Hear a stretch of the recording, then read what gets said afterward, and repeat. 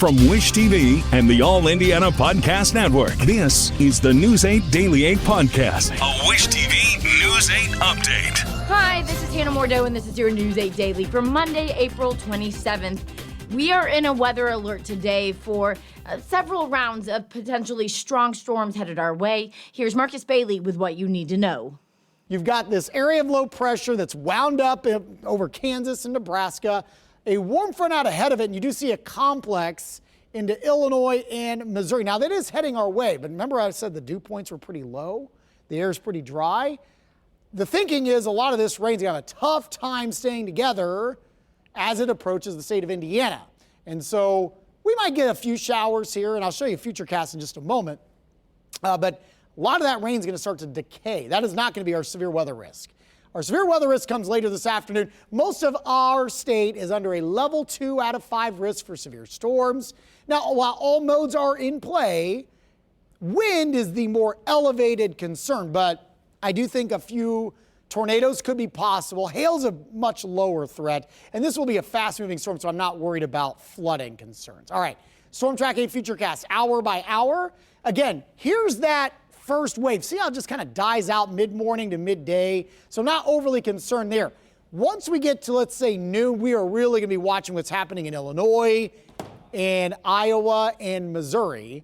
That will be heading our way, and it could get a little bit rough, kind of coming in a couple waves here Monday afternoon, and then later on tonight as well, we'll likely see some stronger storms developing out into Illinois. Now, in the meantime, high temperatures will top out in the upper 70s. Breaking news, police say a person is in critical condition after a shooting on the south side. It happened at around 11:30 last night on Southeast Street. Police say they found the victim shot at the scene. Officers have not said if there were any arrests or what led up to the shooting. A man is dead after a shooting at a gas station on the east side of the city. It happened at the BP gas station on Mithofer Road and 38th Street just before 7 last night. Police say they found the man shot. He died at the hospital. Officers detained someone at the scene, but say that person is not a suspect in the shooting. So far, no one else is under arrest, and police do not know what led up to the shooting. IMPD is asking anyone with information to call them.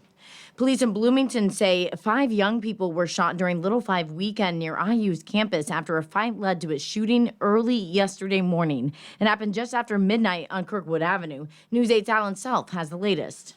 Chief Mike Dekoff revealed that the gunfire attack was not random, but rather a heated argument that resulted in shots being fired. All the victims were young women.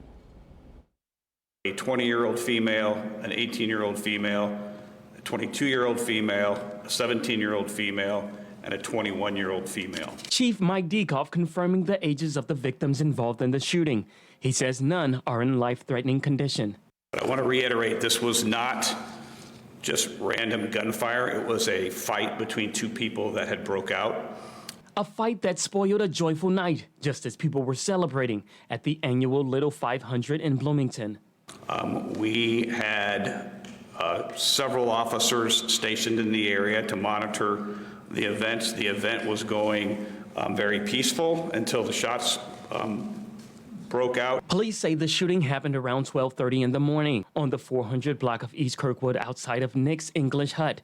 Noah Khan was there and says he's disappointed this took place in this area. I feel like it's kind of messed up because it's like, this is a college town. I feel like there's no need for someone to get shot, like, regardless of what the conflict was. Travis Mitchell, another Bloomington resident, says he saw this coming. I mean, I feel like it's kind of a normal thing when Little 5 happens. I always hear there's some sort of like shooting or something. I feel like right around this strip. Bloomington Mayor Carrie Thompson encourages residents to leave their guns at home, understanding that Indiana gun laws prevent her from banning firearms in her town.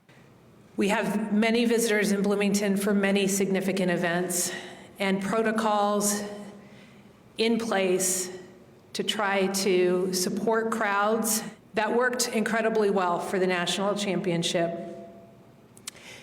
And unfortunately, people brought guns to the party last night.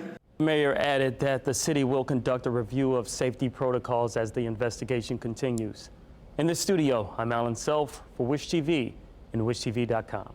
Here in Indianapolis, police say a child is dead and 2 adults are injured after a crash on the northwest side. The wreck happened near Marion University just after 3 yesterday afternoon. Officers say the 2 cars crashed on Cold Spring Road. The child was taken to a hospital in critical condition where they later died. We do not know their age or gender yet. Police say the 2 adult drivers were taken to the hospital and are stable. Police have yet to give an update on the investigation of a woman who fell to her death at the Indianapolis airport. It happened on Saturday just after 12:15 in the afternoon.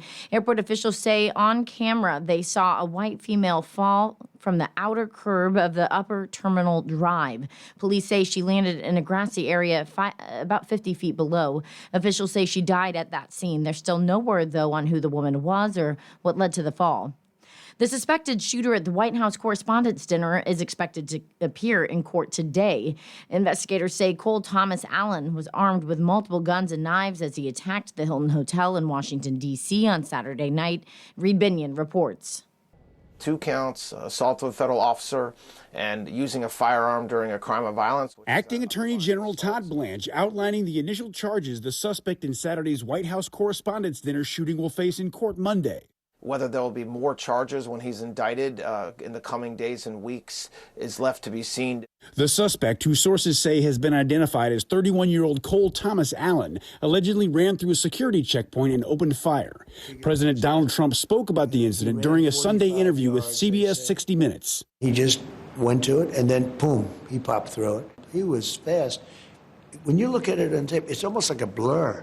As soon as they saw that, you could see them draw their guns. President Trump also appearing to push back against any concerns about security protocols and standing by the Secret Service. You know, I could take any event having to do with security or anything else. I can always find fault. Those guys did a good job last night. On Sunday, FBI agents were seen outside a home linked to the suspect in Torrance, California, outside Los Angeles. Authorities conducting investigations in that neighborhood and elsewhere as experts comb through a message sent by the suspect to family members just before the attack. Investigators say in that note, among other things, the suspect expressed his political anger and his intention to target administration officials. I'm Reed Binion for Wish TV and WishTV.com.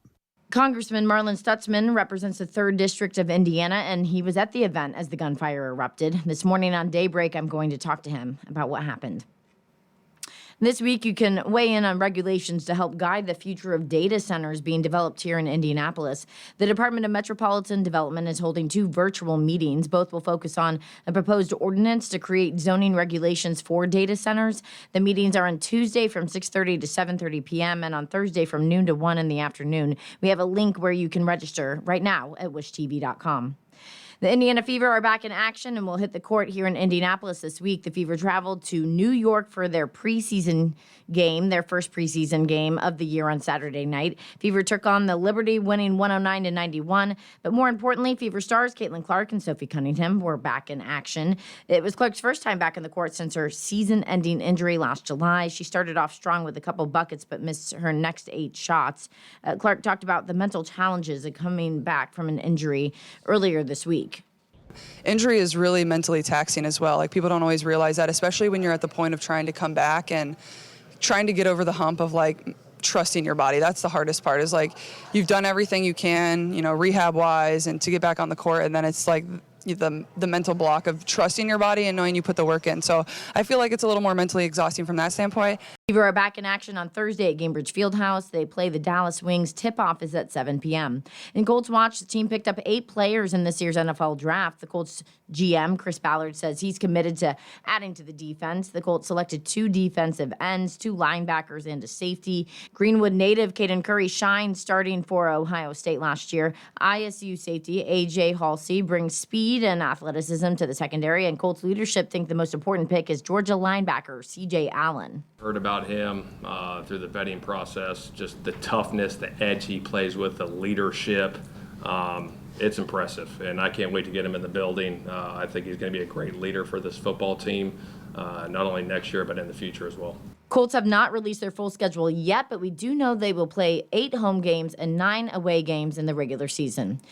Drivers are set to rev up tomorrow for the first time of open testing at the Indianapolis Motor Speedway. It's happening tomorrow from 10 in the morning until 6 in the evening. Tomorrow's test will feature veteran oval drivers and a rookie orientation. Then on Wednesday, NTT IndyCar drivers will hit the track for 2 open sessions.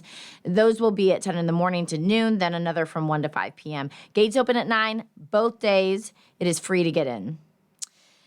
Congressman Jefferson Shreve tells News 8 that he is confident Congress will fund a replacement for the Rodenbush VA Medical Center. His comments came after he joined the House Appropriations Committee. He talked to News 8's government reporter Garrett Bergquist for this week's episode of All Indiana Politics.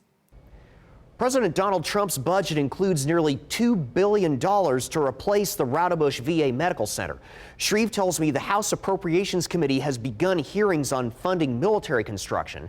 I asked specifically if the hearing had included any discussion of a replacement for Rodenbush. Subject matter in the hearing, no. From the standpoint of funding in the budget, yes, there is money in there for a portion of that. So I would characterize my view of the likelihood of replacement Rodenbush facility as optimistic, and more so than I think our citizens, your viewers, might have been able to hold a year or two ago. I think we're making good headway in that direction. I'm supportive of it. I've been out there several times, most recently with our VA secretary. I was just at a VA clinic that we're opening up on the east side of Marion County. We had the groundbreaking for that, and there's another even more substantial clinic going in Hamilton County in the 5th Congressional District. So I think our veterans, whether they are voters within the district I represent or across our state, are seeing that support that they have earned with those resources and access to care through our VA medical system coming in materially. I mean, we're seeing it on the East Side facility. There's a commitment to a facility in Hamilton County and an increasing likelihood of a replacement Rodenbush facility. You can see in-depth interviews with your elected officials just like that one every Sunday on All Indiana Politics. It airs at 9:30 in the morning, only here on Wish TV. I'm Garrett Bergquist for Wish TV and WishTV.com. This has been your News 8 Daily. From Wish TV, I'm Hannah Mordeau. Watch us on Wish TV and WishTV.com.